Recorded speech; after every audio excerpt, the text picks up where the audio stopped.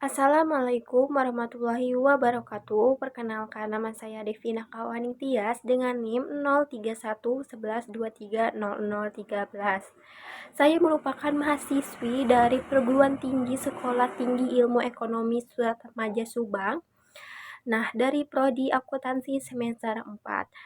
Kali ini saya akan menjelaskan tentang rasio-rasio di dalam laporan keuangan perusahaan.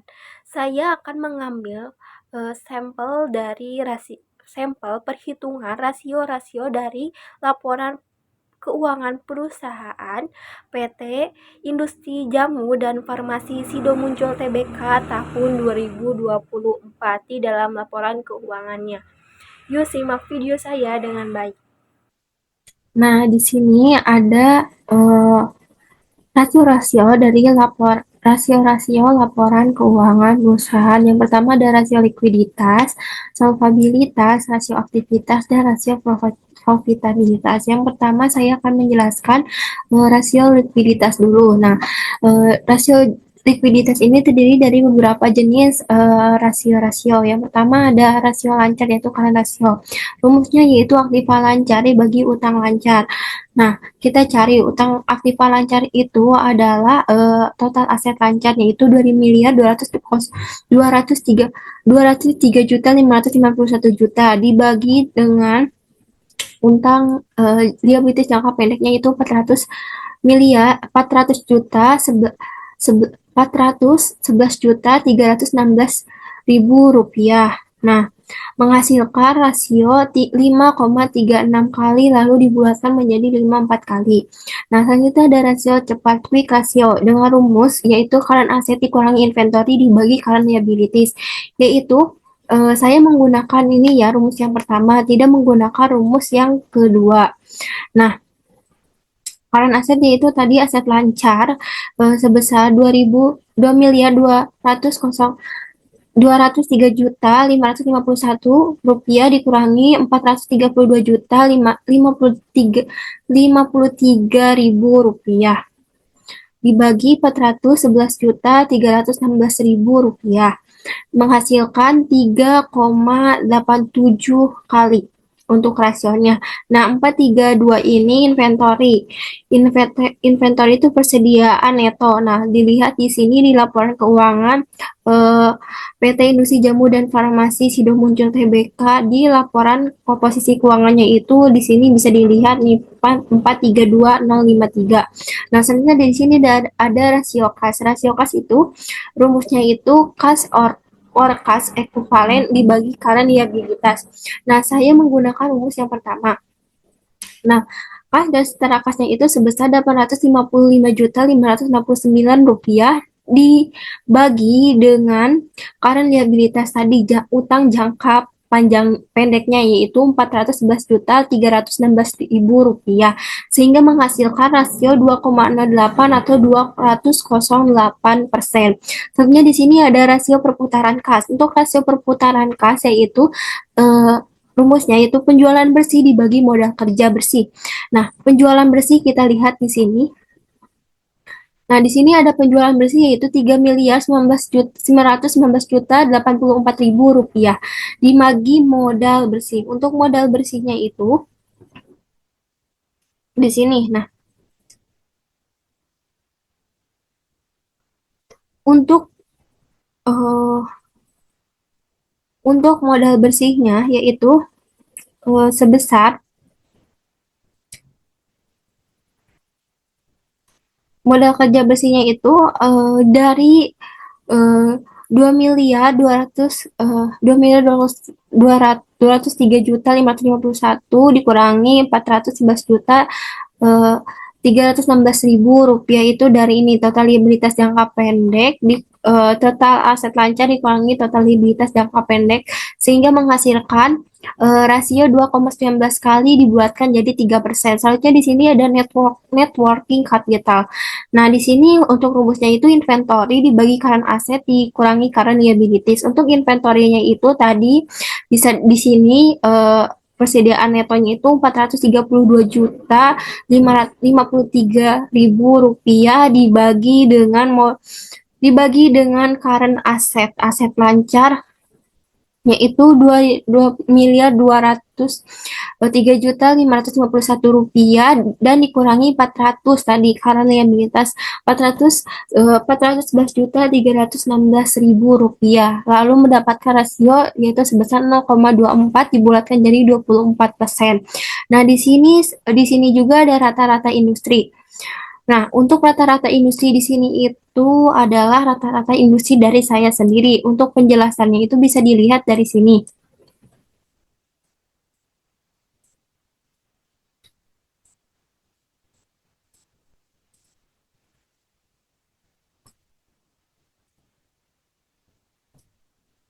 Nah, untuk penjelasan kita bisa lihat di sini.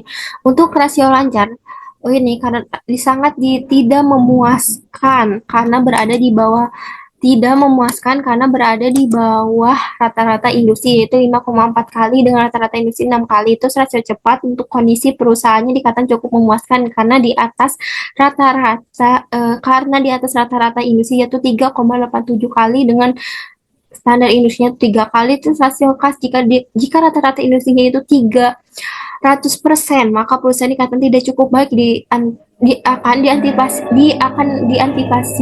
diantisipasi apakah penggunaan kas sudah dilakukan secara optimal karena rasio kas yang tinggi dicurigai karena manajemen belum melakukan pengolahan secara baik. Artinya adanya kas atau ide manajer, dan tentu saja ini dapat merugikan perusahaan. Nah, di sini tuh harusnya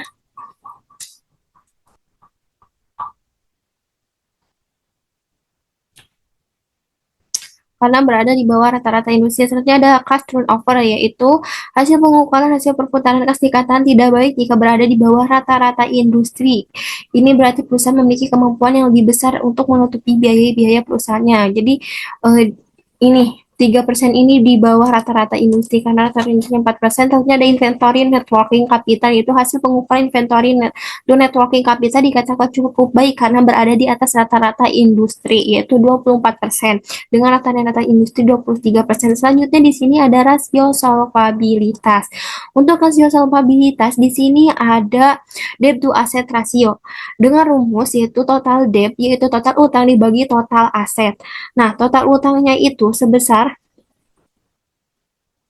total utang liabilities yaitu 451.781 rupiah dibagi total aset 3.939.625.000 rupiah, sehingga menghasilkan rasio yaitu sebesar 0,114 dibulatkan menjadi 11%. Untuk selanjutnya ada debt to equity ratio dengan rumus yaitu total debt dibagi equity. Total utang yaitu 451.781.000 rupiah dibagi total ekuitas. Nah, total ekuitasnya kita bisa lihat di sini ada 3.480.844.000 rupiah.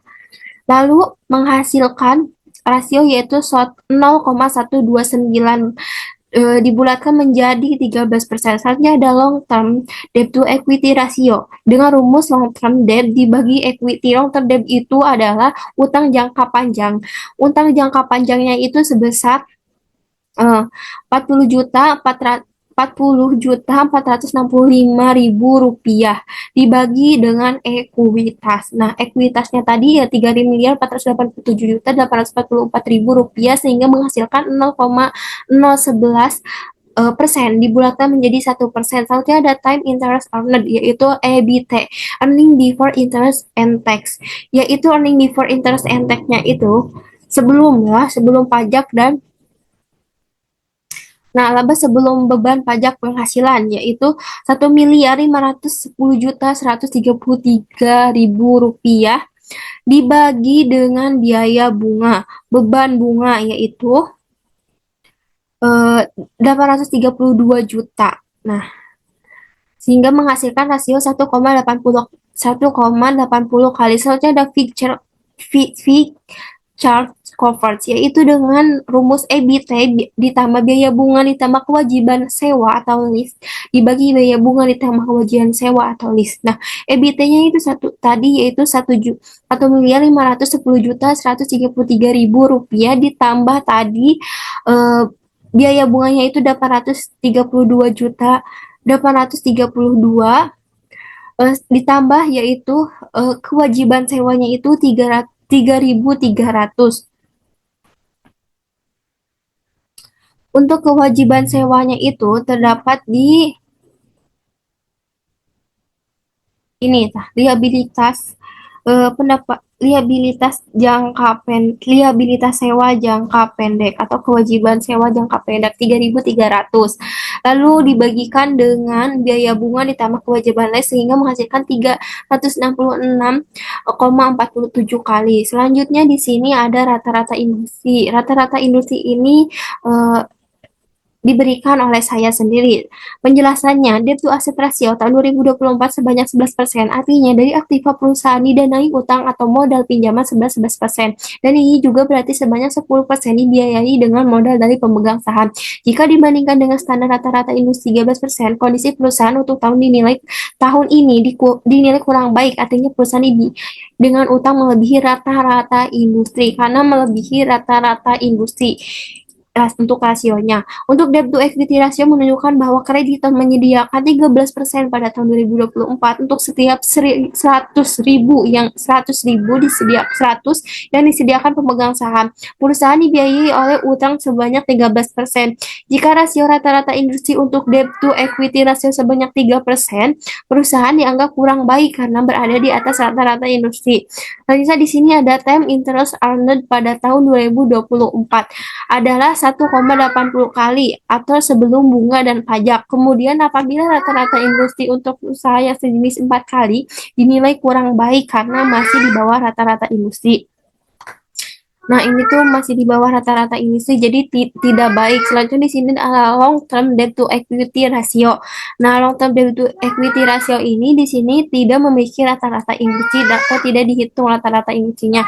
Selanjutnya di sini seandainya rata-rata industri untuk peak check covers adalah 200 kali, untuk tahun 2024 sebesar 366,4 kali, dan ini dinilai cukup baik karena masih berada di atas rata-rata industri sehingga memudahkan perusahaan untuk memperoleh pinjaman. Nah, nanti saya akan menjelaskan rasio aktivitas.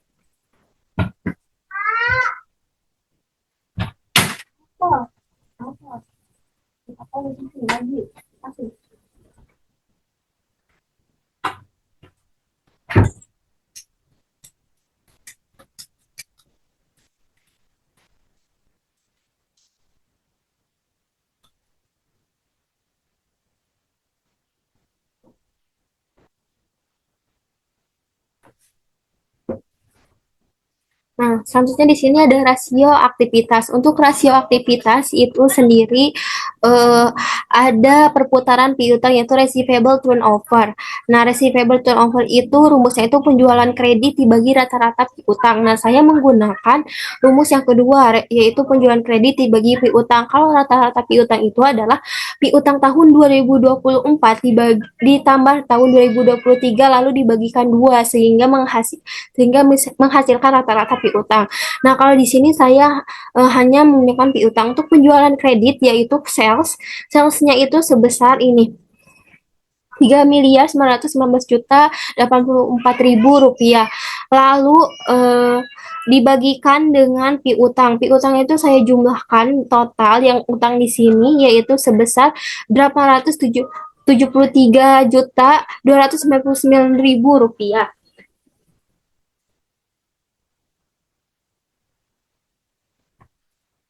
Sehingga menghasilkan rasio yaitu 4,49 kali, lalu dibulatkan 5 kali. Selanjutnya ada days of receivable. Days of receivable yaitu piutang rata-rata dikali 360 atau dibagi penjualan kredit. Nah, saya menggunakan rumus yang kedua yaitu jumlah hari dalam 1 tahun dibagi perputaran piutang. Jumlah hari dalam 1 tahun itu 360 hari dibagi 5.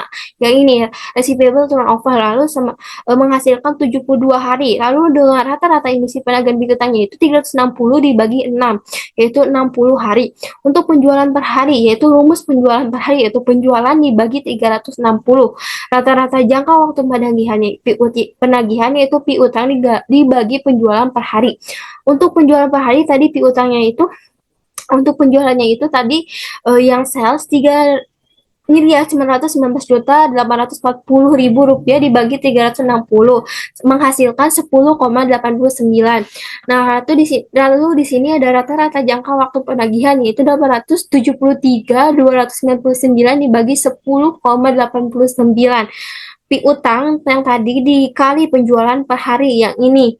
Nah, menghasilkan rasio 80,19 hari lalu dibulatkan jadi 80 hari. Selanjutnya di sini ada perputaran persediaan atau inventory turnover. Menurut James C. Van Horn, harga pokok barang yang dijual dibagi persediaan atau penjualan untuk menurut J. Fred Weston yaitu penjualan dibagi persediaan. Nah, di sini menggunakan harga pokok barang yang dijual yaitu yang di sini HPP saya menggunakan beban pokok penjualan yaitu 1.618.095.000 rupiah dibagi dengan persediaan yang tadi di sini persedia. Nah, persediaan neto 432 juta 53.000 rupiah sehingga menghasilkan rasio 9,07 kali lalu dibulatkan 9 kali lalu di sini ada 360 untuk 360 dibagi 9 yang ini lalu menghasilkan 40 hari. Selanjutnya di sini ada perputaran modal kerja working capital turnover. Nah, untuk perputaran modal kerja ada dua rumusnya yaitu penjualan bersih dibagi modal kerja rata-rata. Lalu ada penjualan bersih dibagi modal kerja. Nah, saya di sini menggunakan penjualan bersih dibagi modal kerja. Tadi salesnya itu di sini di laporan keuangannya itu yaitu 3.919.084.000 dibagi yaitu modal kerjanya yaitu modal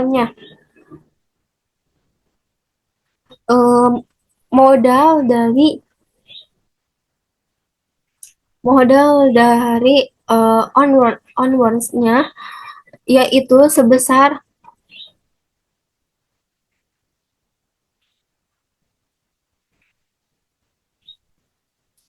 3.484.000 untuk modalnya untuk ekuitasnya. Nah, selanjutnya menghasilkan rasio 1,12 kali. Selanjutnya di sini ada fixed asset turnover. Rumusnya penjualan sales dibagi total aktiva tetap. Itu penjualan yang tadi sales 3.919.084.000 rupiah dibagi dengan total aktiva tetap. Total aktiva tetap yaitu di sini aktiva tetap 1.506.481.000 rupiah sehingga menghasilkan rasio yaitu 1,12 kali. Selanjutnya ada fixed asset turnover.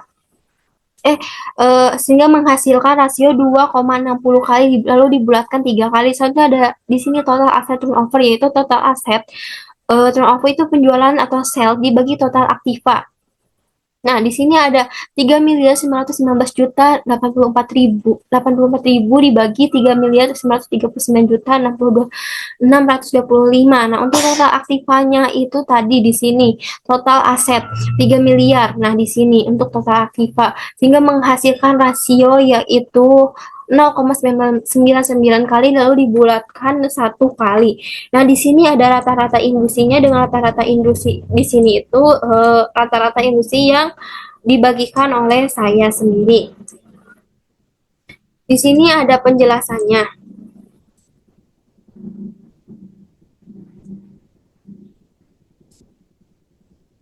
Nah, untuk penjelasannya di sini kita bisa lihat receivable turnover perputaran piutang tahun 2024 berarti semakin baik karena modal kerja yang tertanam semakin kecil. Sementara itu rata-rata industrinya sebesar 4 kali yang berarti peningkatannya terjadi melebihi rata-rata industri. Nah, rasio day of receivable juga baik untuk tahun 2024 selama 72 hari. Artinya perusahaan mampu melakukan penagihan secara cepat atau tepat waktu. Namun sebagai pembanding perlu terlebih dahulu dilihat syarat-syarat kredit yang diberikan apakah 2/10 net 30 yaitu mendapatkan diskon ketika membayar di kurang dari 10 hari.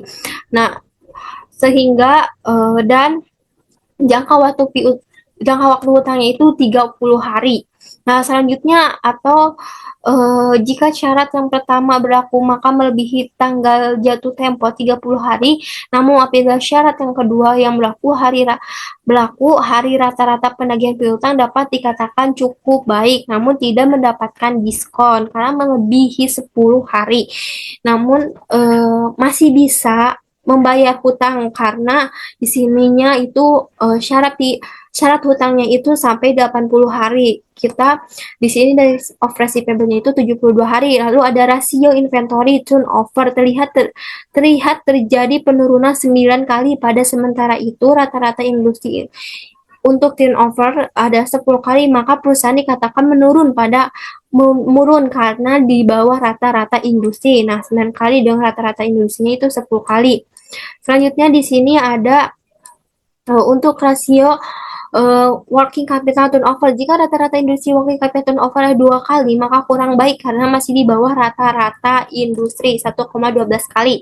Untuk rasio fixed asset turnover dikatakan cukup baik, artinya penggunaan aktivitas oleh perusahaan sangat efisiensi dibandingkan perusahaan lain karena berada di atas rata-rata industri. Nah, sementara itu untuk rasio total aset turnover, rata-rata industri total aset turnover ada 3 kali, maka rasio perusahaan beroperasi kurang baik, artinya perusahaan menggunakan aktifannya kurang efisien dibandingkan dengan perusahaan lain, karena di bawah rata-rata industri yaitu 1 kali ya. Nah, selanjutnya di sini ada rasio profitabilitas. Untuk rasio profitabilitas ada profit margin on sales, yaitu yang pertama adalah margin laba kotor, yaitu profit margin on sales yaitu penjualan bersih dikurangi harga pokok penjualan dibagi sales. Nah, untuk penjualan bersihnya itu salesnya tadi yang 3 miliar 919 juta 84 ribu dikurangi harga pokok penjualan yang tadi 1 miliar 618 juta 9.618 juta 95 rupiah dibagi dengan sales lagi 3 miliar 919 juta 84 ribu rupiah menghasilkan 0,587 lalu dibulatkan 59%. Tentunya ada margin laba bersih. Untuk margin laba bersih yaitu net profit margin on sales yaitu menggunakan rumus earning after interest and tax EIT dibagi sales. Untuk earning after interest and tax-nya itu adalah di sini. Nih, laba tahun berjalan yaitu 1 miliar 171 juta 26 ribu rupiah setelah beban pajak dan biaya bunga. Selanjutnya dibagi dengan sales yaitu 3 miliar 919 juta 84 ribu menghasilkan rasio 0,2988 lalu dibulatkan 29,9%. Hasil pengembalian investasi return on asset yaitu ROA yaitu dengan rumus yaitu earning after interest and tax dibagi total aset yaitu menghasilkan 1 miliar 171 juta 26 ribu rupiah dibagi total aset yang ada di sini. Nah, itu 3 miliar 939 juta 625 rupiah sehingga menghasilkan rasio 0,297 lalu dibulatkan 30%. Hasil pengembalian investasi ROI dengan pendekatan DuPont yaitu margin laba bersih dikali perputaran total aktiva. Nah, untuk margin laba bersihnya itu 29,19% dikali 1.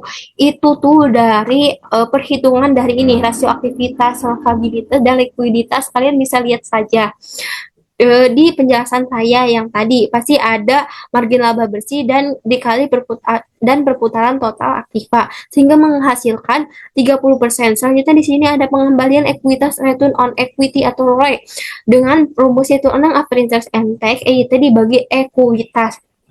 Nah, untuk ekuitasnya itu di sini kita bisa lihat di sini. Nah, 3 miliar 487 juta 844 ribu rupiah dibagi dengan equity EIT tadi yang dibagi dengan equity yang ini tadi yang saya lihatkan yaitu menghasilkan 0,33. Nah, selanjutnya di sini ada pengembalian ekuitas atau ROE dengan pendekatan DuPont. Nah, untuk Rumusnya itu margin laba bersih dikali perputaran total aktiva dikali penggandaan ekuitas. Kalian bisa lihat di rasio-rasio likuiditas, solvabilitas, dan rasio aktivitas yang saya jelaskan tadi. Hasil-hasilnya pasti ada sehingga menghasilkan 34%. Ternyata di sini ada laba per lembar saham atau earning per share on common stock. Laba per lembar saham ini saya tidak menghitung karena di sini sudah ada. Nah, di sini ada basic earning per share attributable to the owners of the parent entity full amount. Nah, di sini bisa lihat di sini ada 39,03. Lalu di sini ada penjelasannya. Untuk penjelasannya di sini ada standar industri yang saya buat itu 50%, 20%, dan 1%. Untuk penjelasannya kita bisa lihat di sini.